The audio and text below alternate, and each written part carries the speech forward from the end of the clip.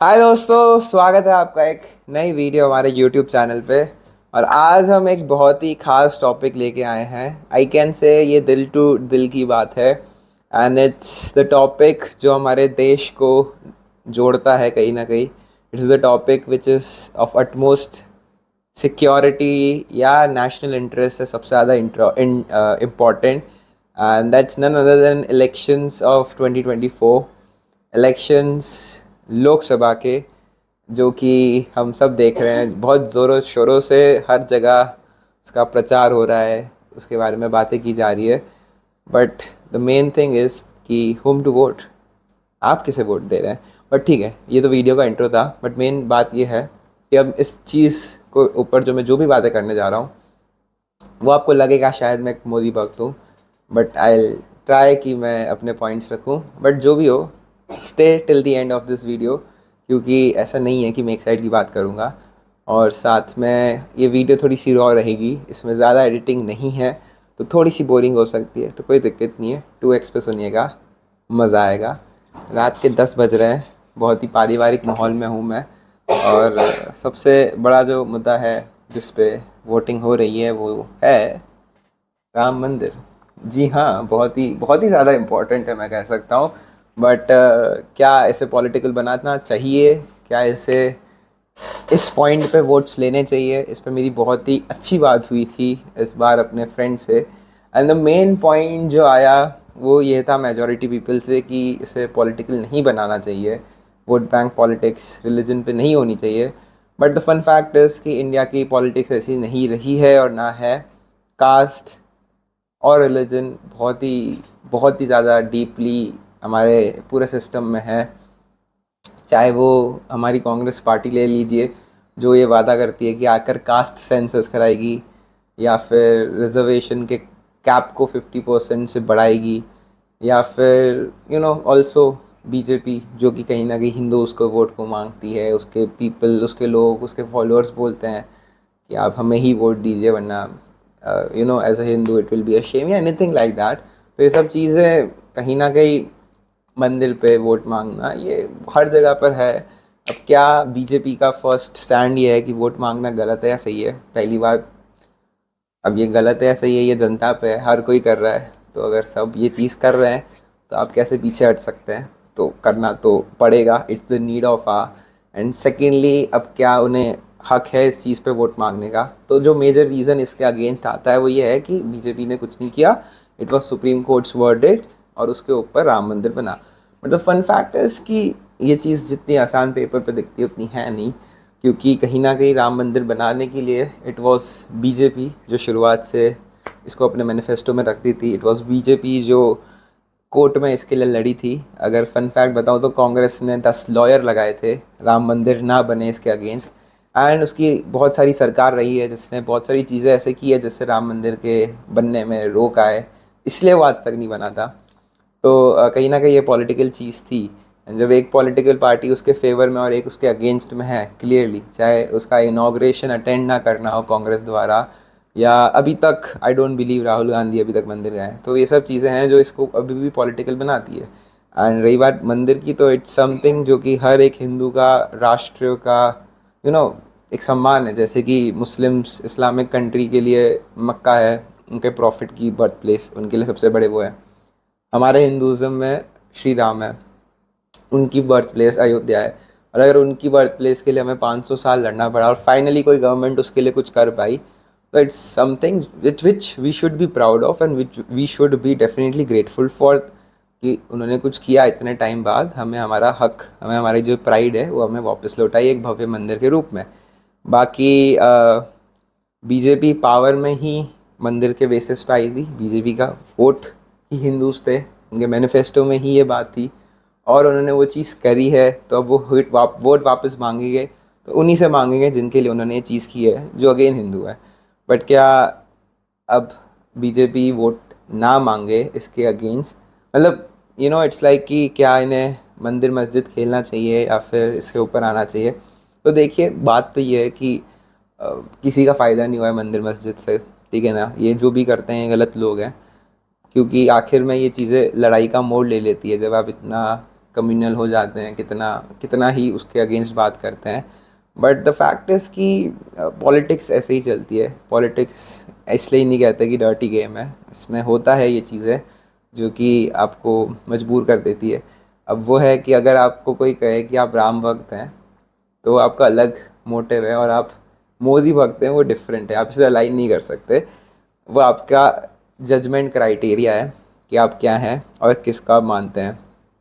बात की जाए इलेक्शन पे किसको वोट देना चाहिए, दिस इज़ लोकसभा इलेक्शन। ये लोकसभा के इलेक्शन है जहाँ पर हम ये देखते हैं कि हमारा प्राइम मिनिस्टर कौन होगा। हम ये इलेक्ट करते हैं, हमारे प्रेसिडेंट नहीं, प्राइम मिनिस्टर कौन बनेंगे। एक होते हैं हमारे राज्य स्टेट के इलेक्शंस, लेजिस्लेटिव स्टेट इलेक्शंस, और होते हैं लोकसभा। लोकसभा में हमारा पीएम चूज़ होता है और हमारे स्टेट में सीएम चूज़ होता है। सीएम लेवल पे हमें ये देखना चाहिए कि भाई कौन हमारे लिए ज़्यादा अच्छा काम करेगा, कौन हमारे कंट्री नहीं, हमारी सिटी, हमारे जो भी डिस्ट्रिक्ट है उसमें ज़्यादा फेमिलियर फेस है, जो ज़्यादा फेवरेबल है हमारे एज ए पर्सन, हमारी कम्युनिटी के लिए या जो भी हमारे लोकेलिटी के लिए। But when it comes to Lok Sabha election तो तब हमें देखना चाहिए कि हमारी कंट्री के लिए कंट्री लेवल पे कौन बेटर है, क्योंकि जो आपके रिप्रेजेंटेटिव है कॉन्स्टिट्यूंसी का वो भी अपने पीएम फेस के नाम पे जाना चाहेगा, क्योंकि इट्स लाइक आप अपने इंडिया के एज ए वर्ल्ड लीडर को चूज़ कर रहे हैं। India the largest democracy, third largest आपका जो अभी इकोनॉमी बनने वाली है, बहुत जल्द एस्पिरेशन रखती है, सुपर पावर बनने की जो सोच रखती है, लार्जेस्ट पॉपुलेशन हो गई एंड व्हाट नॉट। तो इतना बड़ा हेरिटेज कल्चर है, उसका जो आप स्टेट हेड है वो चूज़ कर रहे हैं, एंड उसका जो वोटिंग है वो उस बेसिस पे होना चाहिए कि आप अपने प्राइम मिनिस्टर कैंडिडेट को कौन देखते हैं। And when it comes to me कि मैं किसको चूज़ करता हूँ, तो it's none other than Modi. We have seen his charisma over the years. 10 साल में आई डोंट बिलीव इतना अच्छा प्रोग्रेस इंडिया ने कभी अपने वर्ल्ड लेवल पे किया है, चाहे वो अपना स्टैंड्स हो, चाहे वो रशिया से तेल खरीदना हो और अमेरिका से भी डिप्लोमेसी मेंटेन करना हो, चाहे वो रशिया से राफेल खरीदना हो और अमेरिका से भी मिसाइल खरीदना हो, या फिर इंपोर्ट करना हो, नहीं, या फिर एक्सपोर्ट करना हो। इंडिया पहली बार अब अपने मिलिट्री चीज़ों को एक्सपोर्ट कर रहा है सिंगापुर जैसी कंट्रीज़ को, या फिर इसरो के बहुत सारे कह सकते हैं रॉकेट लॉन्चेस हो, चंद्रयान हो, आदित्य हो, और गगनयान जो आने वाला हो। ये सब एस्पिरेशंस जो हैं, जो भी वर्ल्ड लेवल पे हम एक कंट्री अच्छा सुपर पावर को बनाने में हक रखती है, वो इस रिजिम में हुआ है। इससे पहले इतने बड़े बड़े अचीवमेंट्स हमने नहीं देखे हैं जो इंडिया की आज छवि है। आई डोंट बिलीव इससे पहले 2014 से पहले ऐसा इंडिया को कोई पावरफुल स्टेट देखता था। बहुत सारे presidents, Obama for the fact ने भी अपनी ऑटोबायोग्राफीज़ में कहा है कि इंडिया की लीडरशिप में वो ताकत नहीं थी जब वो इंडिया आए थे। चाहे वो उस समय मनमोहन सिंह जी हो हमारे पीएम, या फिर जो भी कांग्रेस पार्टी हो जो उसको इनडायरेक्टली चला रही हो पीछे से, they never had that vision for India. And अभी जब हम देखें, जब इलेक्शंस की बात हो रही है, जब हम देखें कि क्या वादे हो रहे हैं, तो वादे फ्यूचर के नहीं हो रहे कि हम ये चीज़ करेंगे, हम इंफ्रा पे इतना डेवलप करेंगे, हम इंडिया को इस रैंक पे लाएंगे। मैनिफेस्टो में ये बातें हो रही है कि जो भी 10 साल में हुआ उसको हम सब वापस पीछे फेंक देंगे, चाहे वो 370 हटाना हो, सीए हटाना हो, जीएसटी बदलना हो, या फिर व्हाट नॉट। आई मीन मैंने जो मैनिफेस्टो रीड किया था मुझे यही समझ आया कि ये लोग वो करना चाहते हैं कि 10 साल में जो भी हुआ वो वापस ज़ीरो करो और फिर वापस से शुरुआत करो। तो indirectly this is not healthy for democracy. हमारी कंट्री अडेप्ट हो चुकी है, चाहे जो भी हुआ वो एक अलग टॉपिक है। ये जो भी हुआ, जो भी डिसीजंस थे वो बुरे थे, अच्छे थे। 370 for me was one of the best decisions, पर किसी को ये बुरा लग सकता है, वो अलग टॉपिक है, उस पर आपके अलग मतभेद होंगे। पर मेरे लिए वायलेंस कम हुआ है, मेरे लिए वहाँ पर अब डेवलपमेंट हो रहा है, मेरे लिए अब कनेक्टिविटी अच्छी हो गई है, वो भारत का एक अभिन्न अंग बन चुका है। हाँ, टॉपिक्स हैं जो अभी भी कंट्रोवर्शियल हैं, चाहे वो लद्दाख का हो, चाहे वो मणिपुर का हो, बट वो चीज़ें ऐसी हैं जो कि धीरे धीरे सॉल्व होगी। अभी 370 हटा है, सुप्रीम कोर्ट में इस साल उसको वैलिड घोषित किया गया है।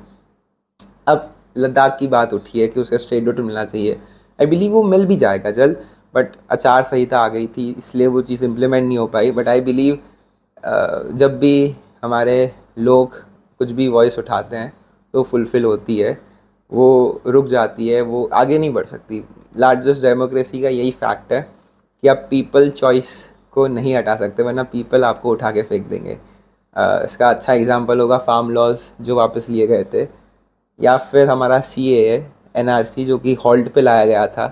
तो ये सब चीज़ें तो दिखाती है कि लोगों से आगे कुछ नहीं है। चाहे वो डिसीजंस, मेरे हिसाब से farm laws were the best. 3 laws जो निकाले गए थे वो फार्मर्स के लिए अच्छे थे, पर वो चुनिंदा लोग जिनको इससे घाटा होता, उन्होंने इस चीज़ को रुकाया और फिर वो चीज़ नहीं पहुंच पाई। नेवर माइंड, जो अब होना था वो हुआ, but in the and it's like कि जो लोग चाहते हैं वो होता है। जो भी लद्दाख के लोग चाहते हैं वो होता है। मणिपुर में भी कुछ लोग कहेंगे वॉयलेंस हुआ, but now situations are better, now things have had a good time, और अब पीस एग्रीमेंट साइन हुआ है। और मणिपुर की एक ऐसी चीज़ है जो कि बहुत सालों से चलती आ रही है, तो we can't blame one single government. 2014 से पहले भी वो चीज़ उतनी ही थी और 2014 के बाद भी उतनी वायलेंट है। इट्स अबाउट 2 ट्राइब्स जो कि अपने आपस में लड़ रही है। गवर्नमेंट का रोल इसमें मुझे नहीं लगता क्या हो सकता है। बहुत बहुत ही उन्हें भी ध्यान से चीज़ों को हैंडल करना पड़ेगा, जो कि हुआ है, जो कि एग्रीमेंट साइन हुआ है। Let's see how things go. बाकी if we talk about India as a global leader, I don't see कि ऑपोजिशन में ऐसा कोई पावर है या नेम है जो इस इंडिया के जो स्टैंड्स को आगे रखता है। Like if you talk about the main prime minister candidate of the opposition, it would B Rahul Gandhi, और व्हाट एल्स, मल्लिकार्जुन खड़गे, अरविंद केजरीवाल, ये सारे नाम हैं।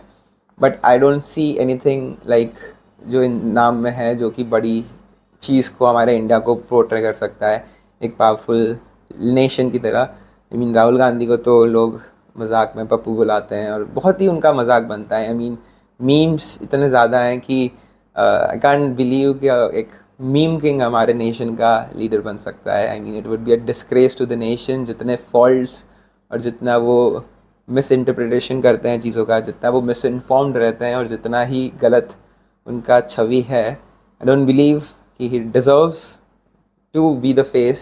Definitely he can be the face of his party, but when it comes to a nation like India, it needs a better leader जो कि बहुत दूर की सोचता हो, 2047 की सोचता हो, और ऐसा सोचता हो कि इंडिया आगे बात करे।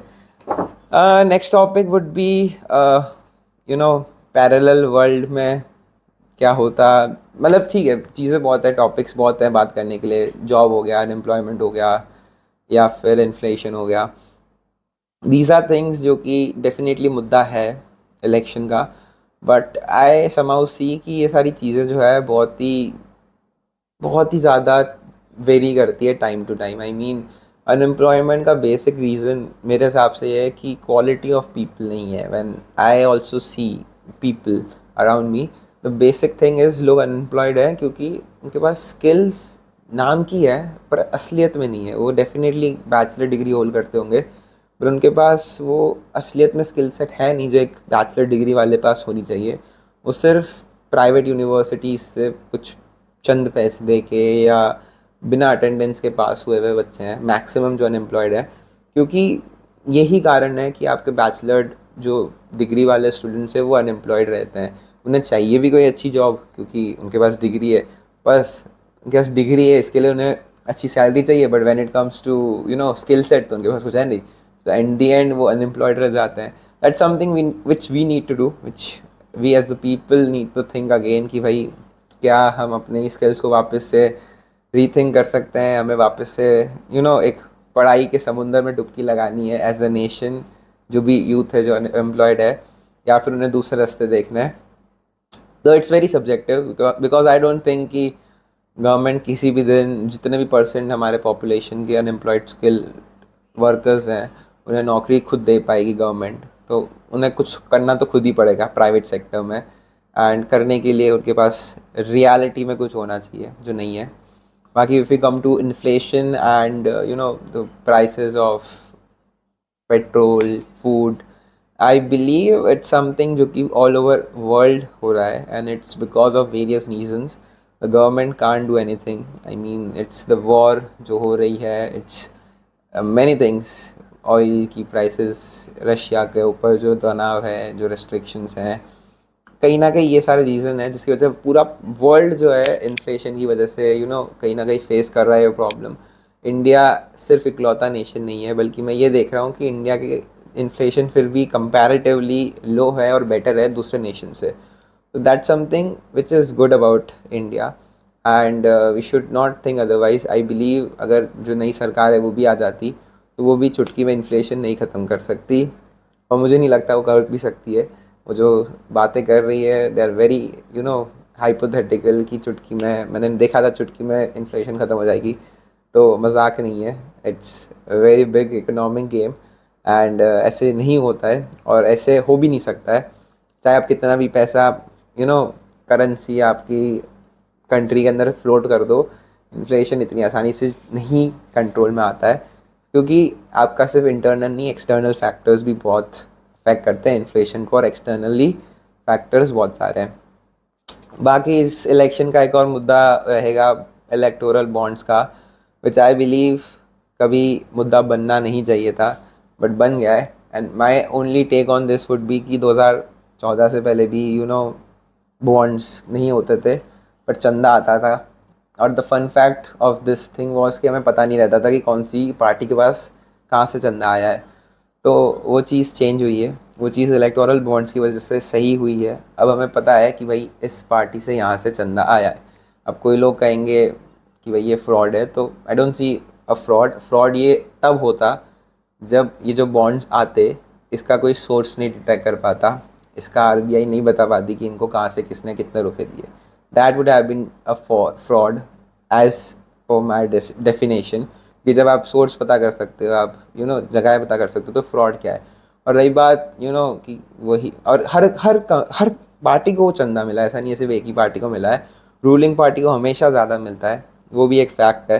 तो कोई कहे कि बीजेपी को 6,000 मिले, कांग्रेस को 2,000 मिले, that's nothing new. Every party which is in power has the leverage, क्योंकि जो कंट्री में कंपनीज होती है वो उन्हीं पे इन्वेस्ट करना चाहती है जो अभी रूल कर रही है. तो again that's not something which should be very much scrutinised. बाकी कौन सी कंपनी ने कितना चंदा दिया है, चाहे वो प्रॉफिट में है लॉस में है, I believe that's the work of CBI. And मैंने देखा भी था लेटेस्ट न्यूज़ में कि एक सीबीआई ने एक कंपनी को तो अपने प्रोब में लिया भी है, उस पर इन्वेस्टिगेशन भी की है. तो that's none of our business. There are agencies who work and there are agencies जो अपना काम करेगी, एंड आई होप अच्छे से करेगी. बाकी हाँ, एजेंसीज से ये भी टॉपिक उठता है कि कि भाई एजेंसी की वजह से जो भी इलेक्शंस में पॉलिटिशियंस होते हैं उन्हें अपने हाथों में जेल में रख दिया जाता है एंड स्टफ. तो all I will say on this topic is कि अगर आपको जेल में रखा है तो कोई तो कारण होगा, ऐसे किसी को नहीं रख सकते. अगेन लोग रोड पे आ जाएंगे, नहीं हो सकता ये. और हमारा पूरा एक सिस्टम है, कोर्ट है, जिसमें आपको प्रूव किया जाता है. तो party can't buy everything in the system. Court अगर आपको रूल कर रहा है, अगर आपको जेल भेज रहा है, definitely there is something fishy in your case and you are at fault. तो definitely people are and corruption free, जो भी सीबीआई ईडी की रेंज में आ रहे हैं और जो जेल में जा रहे हैं, जिनके ऊपर केसेस हो रहे हैं. तो that's something which the party needs to think कि भाई अगर वो कुछ करेंगे गलत तो उन्हें अंदर जाना पड़ेगा. ये बात है, बीजेपी के लोग गलत करें तो वो अंदर नहीं जाएंगे, और वो ऑब्वियस है. अगर कांग्रेस के रूल में, मुझे नहीं लगता कोई भी कांग्रेस वाला होगा 2014 से पहले जिसको कांग्रेस के रूल में उसको कांग्रेस ने अंदर डाला हो सीबीआई के थ्रू. That's very rare. तो वो चीज़ है, रूलिंग पार्टी डेफिनेटली अपने इंसान को क्यों करेगी, चाहे उसका इंसान कैसा भी हो. और कोई भी पार्टी में 100% अच्छे लोग नहीं होते हैं, that also we all know. कोई ना कोई होता है, बट वही बात है कि स्क्रूटनी में वही आएंगे जो कि हमारी टीम में नहीं, हमारे सामने वाली टीम में. तो इट्स द गेम जो कि पहले से खेला जा रहा है. एंड रही बात वॉशिंग मशीन की, तो उस पर ऑल आई से इसकी यार definitely people are dirty on the other side. That's why the coming on this side and उन्हें वॉशिंग मशीन में डाला जा रहा है. तो पहले तो अदर साइड को सोचना पड़ेगा कि वो इतने करप्टेड और गंदे इंसानों को क्यों रख रही है और क्यों बना रही है ऐसे लोगों को, और क्यों करप्ट कर रही है. और दूसरी साइड में जो लोग आ रहे हैं, जो वॉशिंग मशीन में आ रहे हैं, उनके ऊपर ऑल आई से इसकी the other party is smart to leverage that situation, to leverage that corrupted citizen and take them into their own party. So I believe both are at fault, and I believe the one who is the primary source is more at fault. But yeah, that's the summary. And in the end, it's all like कि जो party जो लोग कहते हैं हिंदू मुस्लिम का, तो मेरा simple सा ये रहेगा कि I I seriously don't know BJP government में ऐसा कोई रूल आया हो या ऐसा कोई लॉ आया हो जो मुस्लिम अगेंस्ट हो या जो कोई भी माइनॉरिटी अगेंस्ट हो.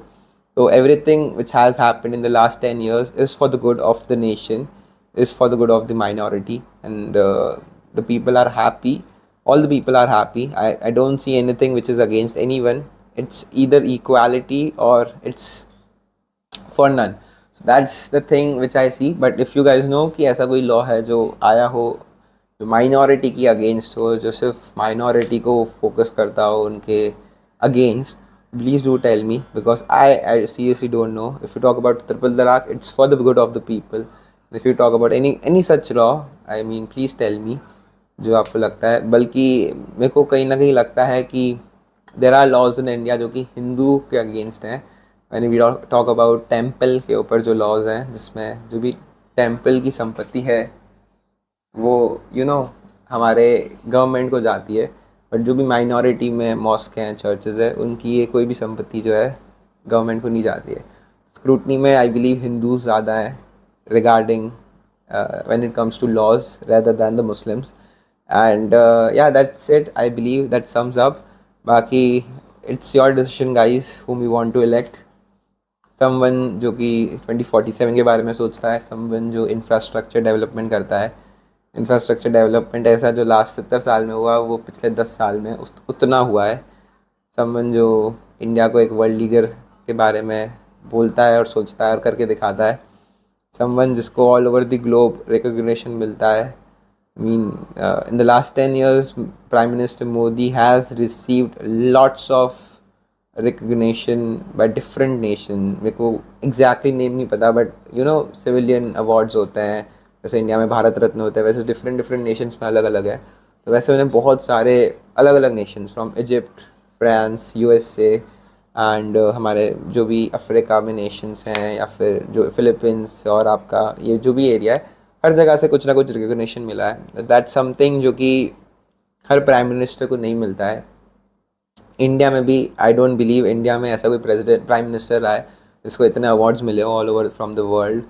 सो that's something which we should feel proud and we should think कि हमें किसको वोट देना है, किसे वोट देना है. जो हमारे राम जी को लाए हैं. Though it's not the topic to ask for votes, but ya it's definitely something because it's political to consider while we are electing our government. And yeah, it's at the end it's the decision of the people to think wisely and choose wisely. क्योंकि ये Lok Sabha elections जो होते हैं ये हमारे prime minister के होते हैं, नॉट द पीपल हु हम कुछ लोग होते हैं यार जो कहते हैं कि हम उन्हें वोट देंगे जो कि हमारे कॉन्स्टिट्यूंसी से हैं, जो कि जिनके कह सकते हैं हम बेटर पर्सपेक्टिव देखते हैं, उनका बेटर रोल होता है, बेटर थिंकिंग होती है. बट रियलिटी में ये लोकसभा में इलेक्शंस में वो काम आता है जो कि आपका मेन पीएम है. सो ये सारे उसके नीचे काम करते हैं. एंड या that's something, that's the main point which we should think about कि हमारी सेंट्रल गवर्नमेंट किसकी होनी चाहिए. To be very honest, this has been a long video, but yeah, I believe definitely Modi will come in power once again, regardless of whom you'll vote. But yeah, all I want is कि एक अच्छा opposition भी आए इस बार, एक अच्छा leader of opposition हो, not like 2019 जिधर एक opposition का leader भी नहीं था कोई. I want to have a leader of opposition जो कि अच्छे debates करे और एक विकसित भारत में अपना अच्छे से रोल निभाए, क्योंकि इन दी एंड डेमोक्रेसी मैटर्स. एंड जो भी ये फालतू बातें लोग करते हैं कि डिक्टेटर होगा या जो भी होगा, इट्स ऑल बुलशिट. ऐसा कुछ नहीं होने वाला, क्योंकि भारत के लोग ऐसे हैं, हल्का सा भी ऐसा कोई कदम होता है और वो रोड पे आ जाते हैं, ये मुझे पता है. तो बेटर भी रेस्ट अश्योर्ड कि ऐसा कुछ होने वाला है गलत, जो कि हमारे नेशन के लिए गलत हो और जो कि एज अ नेशन हमें डीमीन करे. But as a democracy, the good part is that we are having a stable government. We are having a government which thinks for the future, which thinks for Gen Zs like us, and which is definitely gonna repeat and gonna make all of us proud as citizens. So vote wisely, do vote. Baki, it's all up to you.